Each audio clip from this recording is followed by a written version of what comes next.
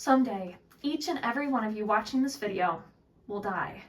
While that might sound bleak, it's an undeniable reality. Benjamin Franklin famously said, "In this world, nothing is certain but death and taxes."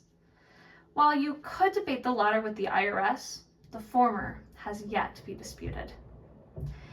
In February of 2020, my father was dying. While he rested in hospice care, he wanted his loved ones to decide what would happen to him after he passed away. He wanted me, his daughter, to choose where he would be buried. Even though the circumstances made the heavy decisions so much harder, I chose a beautiful spot near a farm in western Colorado. Unfortunately, since then, we've experienced many trials regarding his burial. Between heavy machinery driving over his headstone, to the lack of maintenance and upkeep on the communal grounds, I have had many regrets, and sometimes wish we would have done things differently. I know I am not the only one who has lost a loved one. In fact, there is no doubt many of you who have had to make the end-of-life choices for someone else and knows how painful it can be.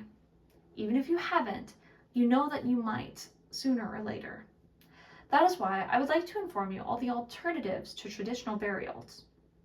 We will discover that these caskets that are used in traditional burials, or as I like to call them, boxes, are hurting our planet, burning a hole in our pocket, and taking up precious space.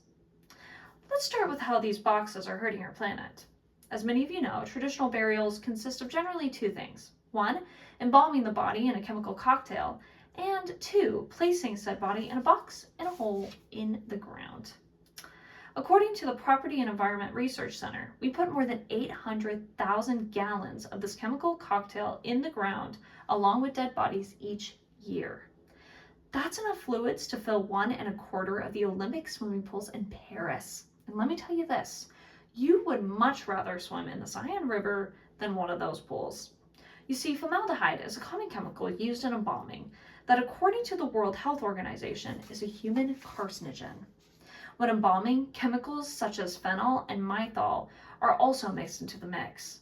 These chemicals are toxic when ingested or exposed to. When these embalmed bodies are buried, these chemicals are introduced to natural soil and can harm animal life as well as contaminate groundwater. The boxes do little to prevent embalming agents from affecting the surrounding areas. And speaking of that box, some of the most common are made of wood and steel. According to the Berkeley Planning Journal, the amount of casket wood we use alone is equivalent to 4 million acres of forest and could build about 4.5 million homes.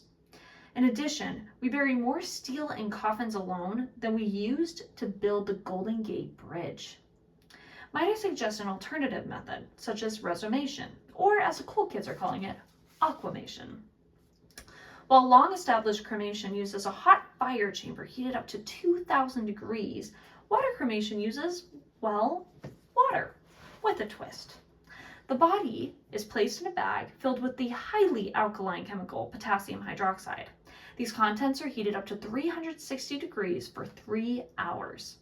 All that is left is sterile water and a white powder made up of skeletal remains. And what you choose to do with those remains is entirely up to you.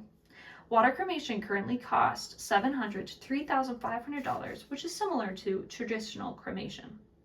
It is projected to be a lot cheaper as it becomes much more mainstream.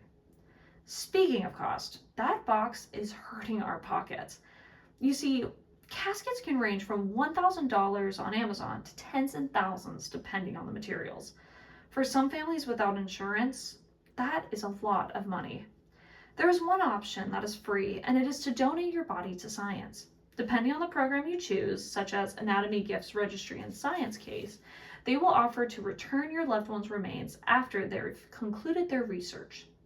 Another option might be ocean burial. It is where a body is buried in the ocean among a world of sea life. If you choose an ocean burial with attendance, it will cost you between $500 to $1,500. Without attendance, it is much cheaper. This practice of ocean burial was once a solemn tribute used in many cultures, including ancient Greek and Viking societies, according to Burial at Sea, who performs most of these burials. Moving on, I would like to mention another issue the box poses.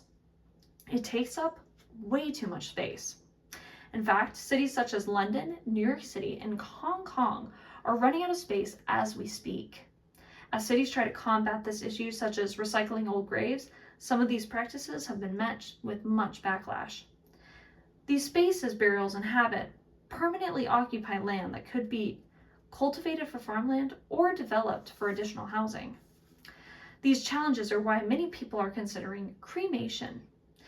If one chooses traditional cremation, there are many ways of honoring their life. One way relating to space is you can now send humans' remains into outer space. Maybe consider converting your beloved's ashes into a diamond to wear and keep close. Or you could place their ashes in a burial pod, which can be placed under tree saplings and can grow trees. Some are opting to put some of their loved ones' ashes into tattoo ink, a lasting tribute that they can keep with them for the rest of their lives. Now, putting ashes is safe to put in tattoo ink and has been shown to pose no health risks, in case anyone was wondering. With all these alternatives, there are so many ways we can preserve our loved one's legacy. I know death isn't the most lighthearted subject.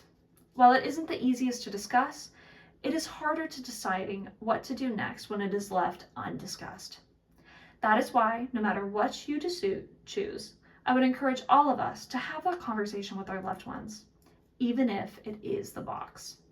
Discuss what you want for yourself as well as what your loved ones would want for themselves. Whatever the decision may be, discuss it. We might not know when that day will come, but we know it is coming.